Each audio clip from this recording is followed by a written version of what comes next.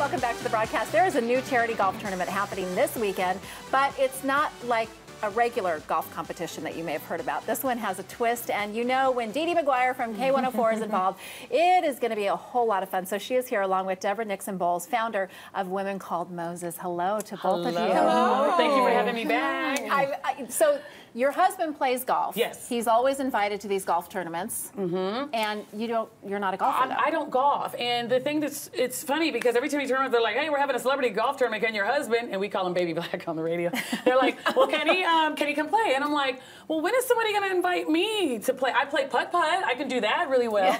Yeah. And one of the things that has happened with the show, we've teamed up with Women Called Moses.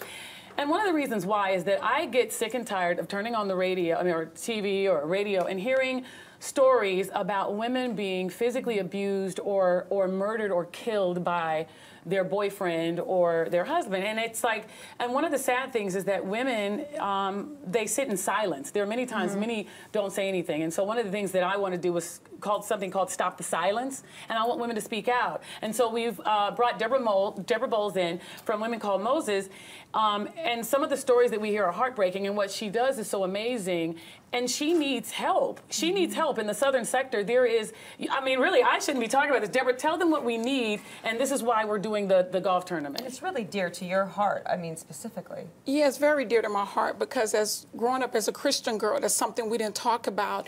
And I was ashamed to talk about it because, you know, I didn't want my family to hear about it on the radio or TV. But when I found out other women were experiencing it, I felt like, hey, it's time to break the silence. And as a professional woman, and today I want to talk about it even more because every day that I see women on the run trying to, you know, just to survive or just to run from their perpetrators, hoping that they won't be murdered by the man that they love or the father of their kids. And being in the southern sector has broken my heart because there's so many challenges out there.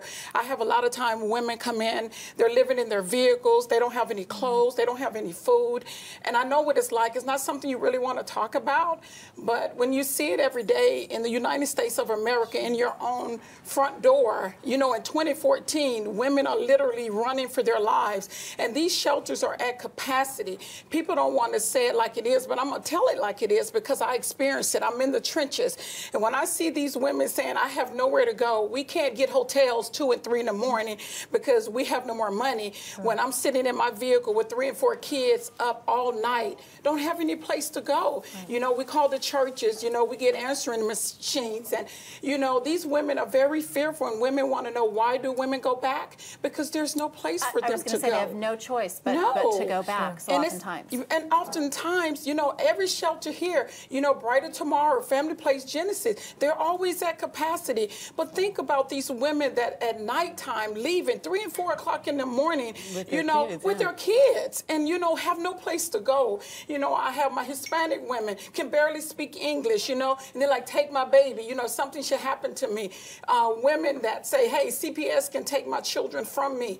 And a lot of times because, you know, people have not heard of your agency, but I've been in the area for 10 years, and this is very dear to me. And, you know, I tell these women, they always say, Ms. Bowles, if my husband murdered me, please don't let my kids go in the system. Don't let them be separated. It's heartbreaking. And Deborah, look, I'm going to start crying. I know, it's hard to hear. Because it really is, and I think the saddest part for me is when she's, look, I'm sorry, I'm starting to tear. But it's so heartbreaking to hear this and know that children are a part of this. They see this. And I've talked about my experience because I witnessed it. And these women don't know where to go. They have no place to go. And in South Dallas, there's not a building. There are times when Deborah takes women and she puts them in hotels to try to take them out of the situation. So what I wanted to do, and I'm going to try not to cry. I told you guys.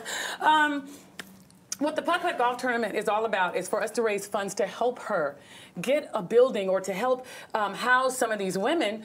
And so we're going to have fun in the process. I mean, it's about having a good time and raising funds for Women Called Moses, but she is doing it by herself. Deborah, how much money do you need? We want to raise at least $100,000, but we will take this day and time to keep our doors open because once again, right now, we literally put them in hotels. If it had not been for Dede, literally our doors would have closed. When they called me, the producer called and said, we're going to raise funds for Women Called Moses. I was like, God, you have heard my prayer.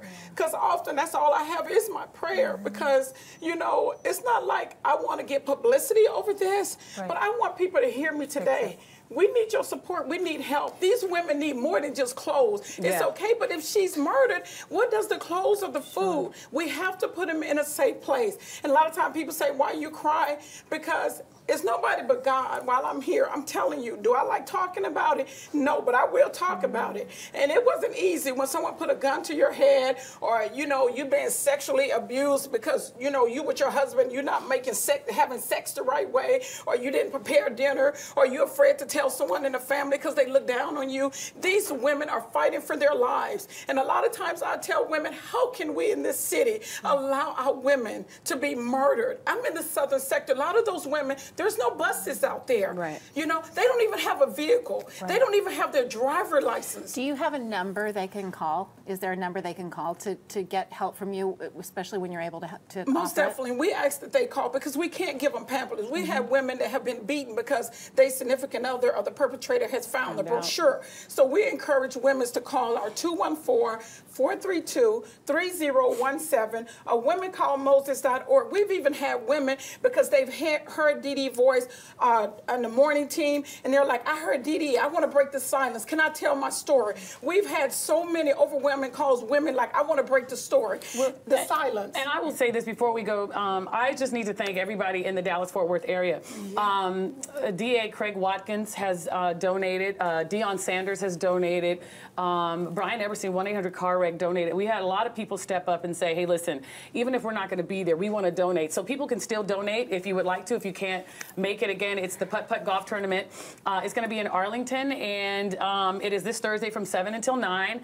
And again, if you can't make it, or I don't know what camera I look at, but if you can't make it, you can still donate at myk104.com. So $100,000 gets you a really fantastic start to be able to have a building where you can help shelter some of these women. And maybe somebody has a building that they would like to donate. Yeah, and a lot can happen. And we talk about that all the time. We partner, but unfortunately, a lot of the other shelters, we're talking about the southern sector, what is needed right now. Like we have women that's coming in from Shreveport. We actually have them living in vacant houses right now. It's better than them going back to the perpetrator, but why should they live like this? So I'm asking everyone to support womencalledmoses.org on today. Perfect. Do you see why? Do you see why? Why you got to help? You warned us about the running mess. I know, and I'm boo-hooing. Anybody got a napkin or tissue? I'm so used to my jacket because, like, oh my God, people, I'm like, oh, okay. Okay, for details on the first ever Dede's Putt Golf Tournament happening this Thursday, head over to womencalledmoses.org. If you can't make the tournament, you've heard it here already. Please make a donation. Call somebody who you think can make a donation and help make a difference. When the broadcast returns, we'll have a song from the very talented North Texan, Nick Lockins. Stay tuned for his catchy tune. The good vibes take me where I want.